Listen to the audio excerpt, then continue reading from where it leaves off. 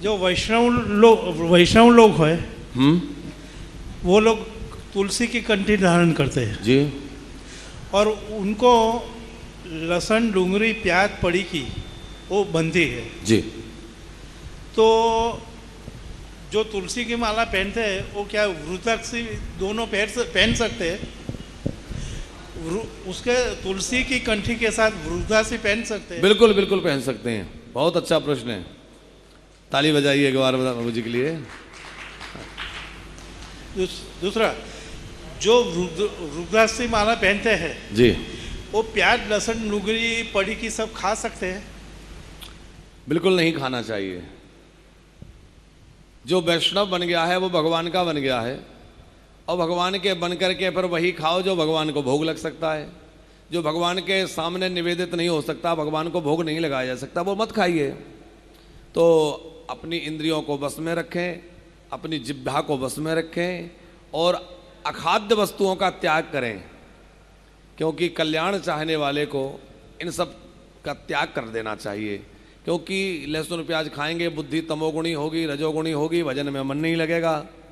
देखो, यदि आप चाहते हैं कि हमारा मन स्थिर रहे, आप चाहते हैं कि हमारी स्मृति जो है वो ध्रुव स्मृति हो, तो भगवान श्री कृष्ण गीता में कहते हैं आहार शुद्धौ सत्व शुद्धौ सत्व शुद्धि ध्रुव स्मृति। आहार की शुद्धि होगी तभी हमारे अंतःकरण की शुद्धि होगी, और अंतःकरण शुद्ध होगा तो हमारी जो स्मृति है वो ध्रुव बनेगी। तो इसलिए भी ये सब नहीं खाना चाहिए। और वैष्णव बनने का अर्थ है कि हम भगवान के हो गए।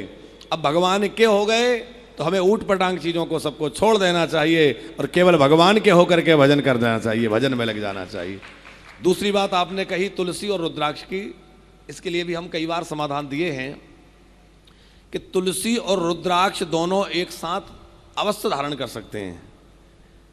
देखिए, भगवान शंकर का भगवान विष्णु से कोई विरोध नहीं है, और भगवान विष्णु का शंकर जी से कोई द्रोह नहीं है।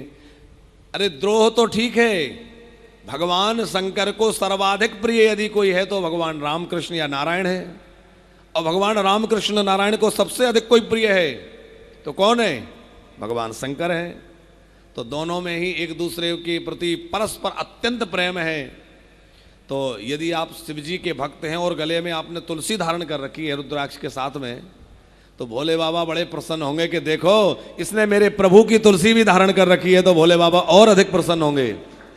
और आप भगवान विष्णु के रामकृष्ण के भक्त हैं और आपने तुलसी के साथ साथ रुद्राक्ष भी पहना है, तो हमारे ठाकुर जी भी बड़े प्रसन्न होंगे कि देखो इसने हमारे भोले बाबा का रुद्राक्ष पहन रखा है।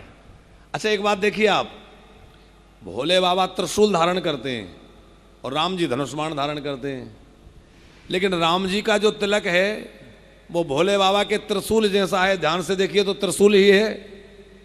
तो भोले बाबा के त्रिशूल को राम जी ने तिलक के रूप में धारण कर रखा है, और राम जी के धनुष को भगवान शंकर ने त्रिपुंड के रूप में धारण कर रखा है। तो हरिहर में सर्वथा अभेद है। आप प्रेम पूर्वक दोनों साथ पहनिए, कोई तकलीफ नहीं है।